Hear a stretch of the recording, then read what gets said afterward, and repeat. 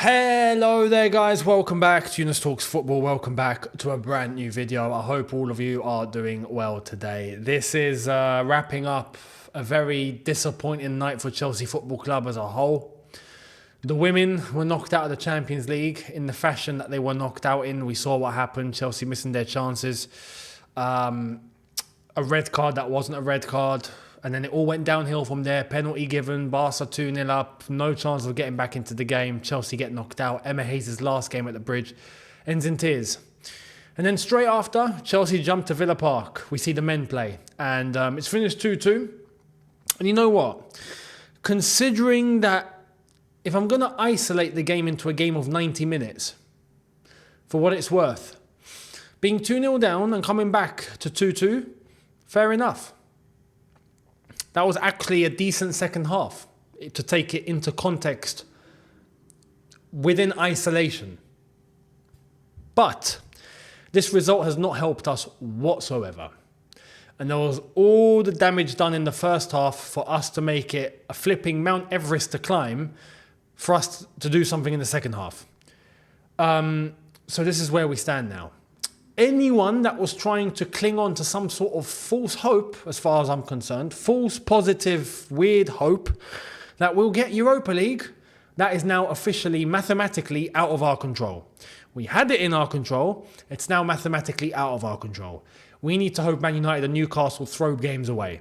With 5 remaining, we need to hope that things are going to be thrown away.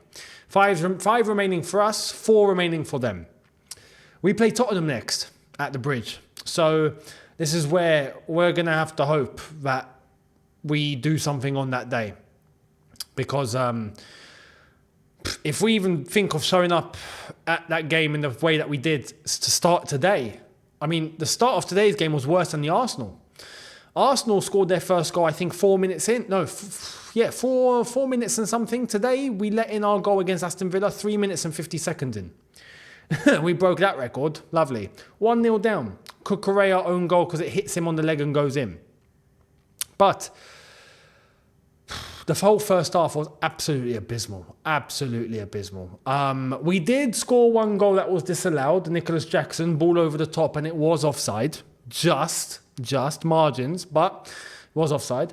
And then, towards the end of the first half, Rodgers, very nicely worked goal. Utilising the space, beautiful finish, bottom corner, poor defending, poor goalkeeping, poor closing down, poor everything for that goal. Great goal for Aston Villa. 2-0 going into half-time, we are already shot in the leg. And it's painful. At this point, it's just painful as to, you know, what ends up happening. You know what I mean? With this team. It's so annoying and it's tiring and it's exhausting. Second half, no changes. Now, our bench was kids. Literally kids. Children. Academy boys. So, can hardly turn to them. But, second half.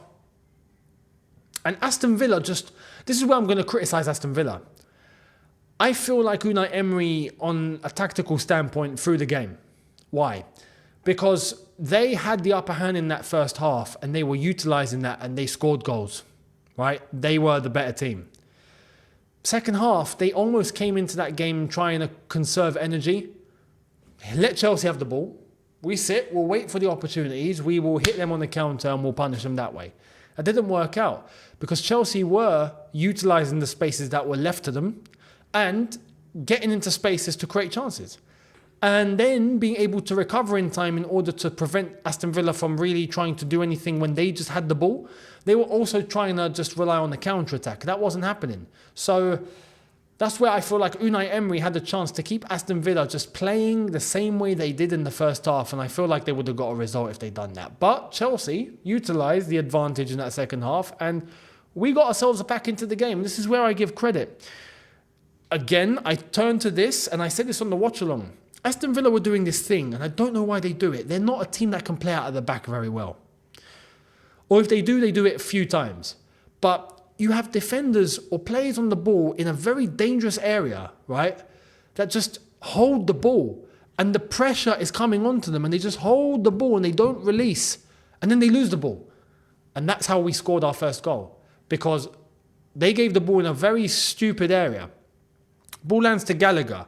He wins it. He feeds off Madueke. He slots it in bottom corner. It's a great finish, easy finish. Olsen couldn't get down in time. Very unexpected because of the mistake. And that's where Chelsea got themselves back into the game. That was a turning point, and you could feel it. Chelsea back in the game. 2-1. And not too long after, just under 20 minutes, and we get 2-2.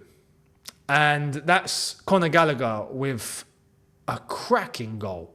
Unexpected. And when you look at the replay, he didn't even look up to see where he was going to put the ball. He looked like he was going to pass it because he was looking towards teammates, and he puts his head down and he just gets his foot under it, and then he looks up into the top corner, and you can see the ball go straight into the top corner, and it's 2-2. So unbelievable.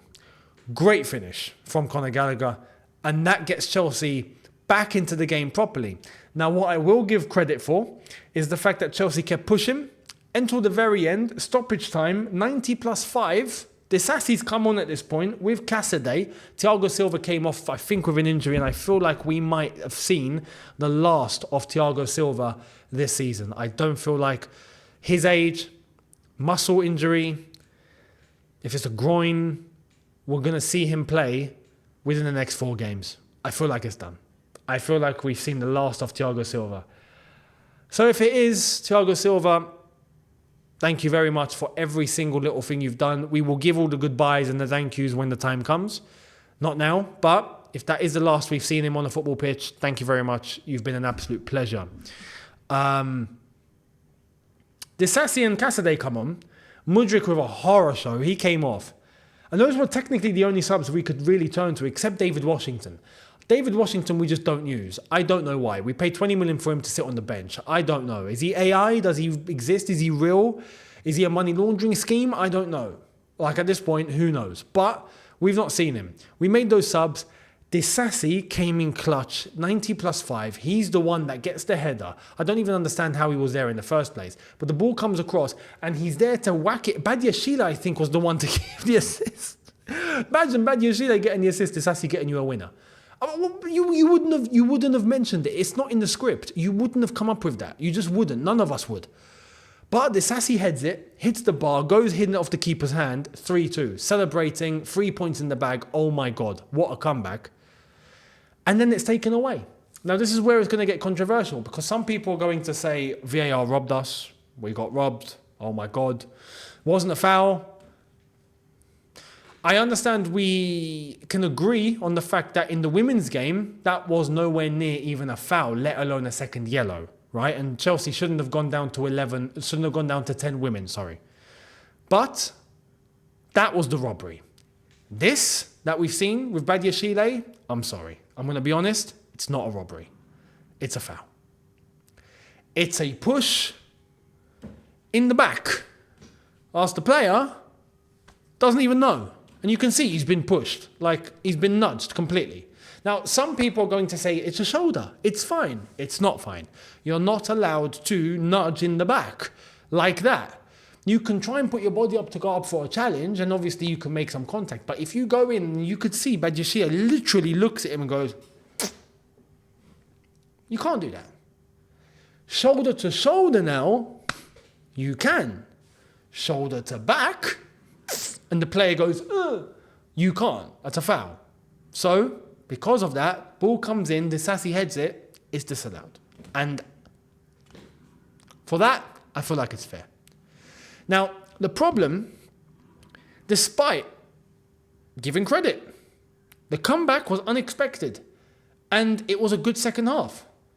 And fair play. For that, fair play. But the end result doesn't help us. The end result does not help us whatsoever. 2-2 is not a good result. Simple as that. We needed a win. We didn't get it. In the bin. In the bin. Tottenham is next at the bridge. Now, in turn, this isn't a good result for Aston Villa either. They needed a win. Because now, and this is where things get a little sticky. Now, the way that the Premier League table is, Tottenham are 7 points behind Aston Villa with 3 games in hand. If Tottenham win those 3 games, they go above Aston Villa and they go into a Champions League spot with 3 games remaining in the season. This is where Aston Villa might have dropped the ball. But it does mean Tottenham need to win 3 games on the bounce. I'm not so sure that's going to happen, although Tottenham's next game is Chelsea at Stamford Bridge. So this is now going to be a big game for Chelsea and a big game for Tottenham.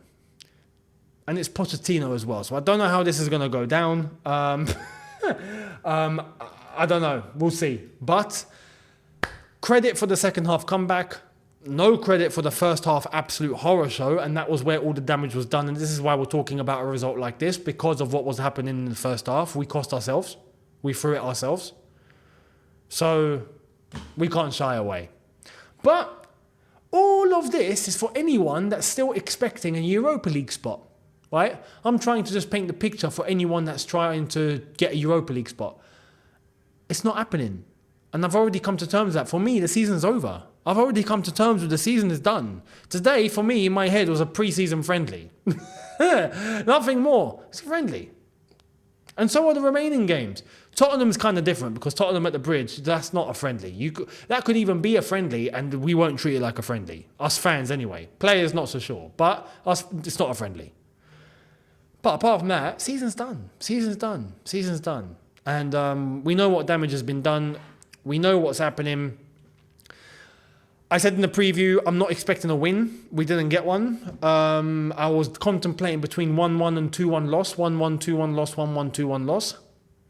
Things are happening behind the scenes that we now know about in terms of the discrepancy between manager and club. Not a surprise. So it is what it is. It is what it is.